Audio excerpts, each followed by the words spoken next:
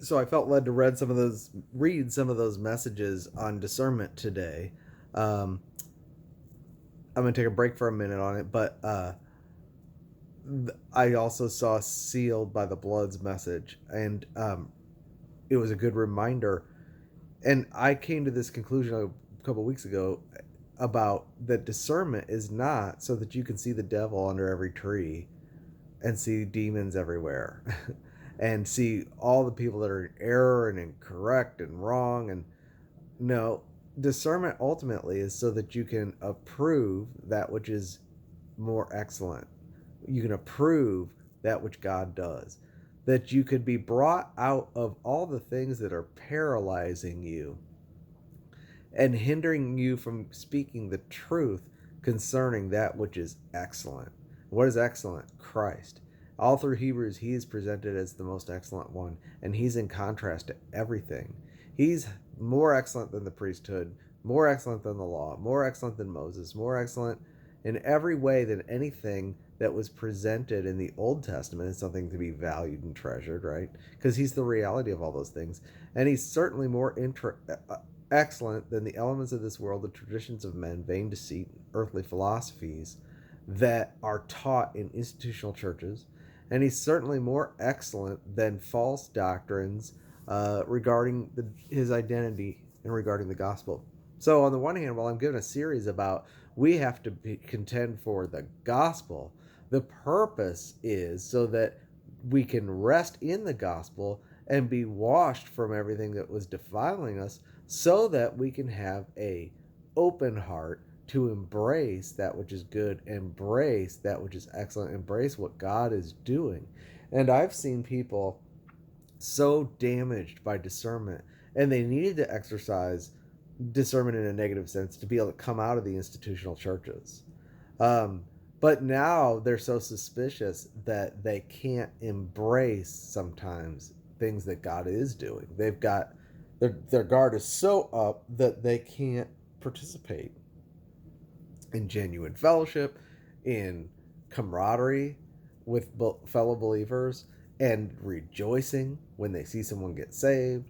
Their heart has been just, you know, damaged by so many teachers that they thought we thought we were learning discernment when we were studying the conspiracies and the principalities and the Nephilim and the Illuminati and all that stuff, but it's an endless pit with the origin, in the abyss. It's an endless search. You have to dig and dig and dig and dig and dig and dig until you find yourself immersed in darkness and you're defiled by it. I gave some messages about this recently that I should throw into this series about discernment. I should put them all on the same playlist.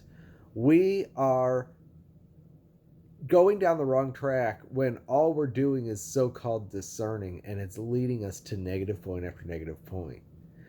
The purpose of discerning that which differs is so that we can approve of that which is most excellent, and approve of Christ, and believe the gospel, and believe he loves us, and believe he's got us, right? And discern anything that would take us away from him and take us away from the simplicity of resting in him and loving him and having a heart that sees only him and desires only him.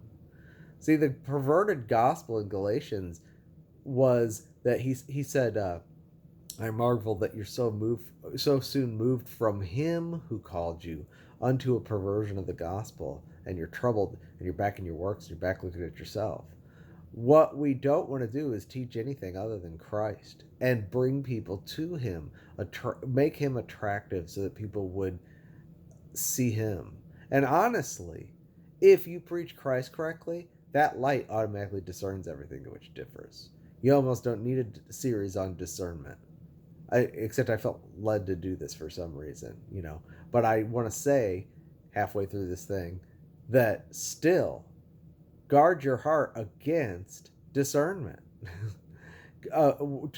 So-called discernment that's really just fables and wives' tales, where all of a sudden you're suspicious that everyone around you might not even be human, like Pastor so just says, he's giving out saltines and King James Bibles at the Halloween haunted house, and he's like, well, these most of these kids are Nephilim anyway. They're not going to get saved. I'm wasting my time on them.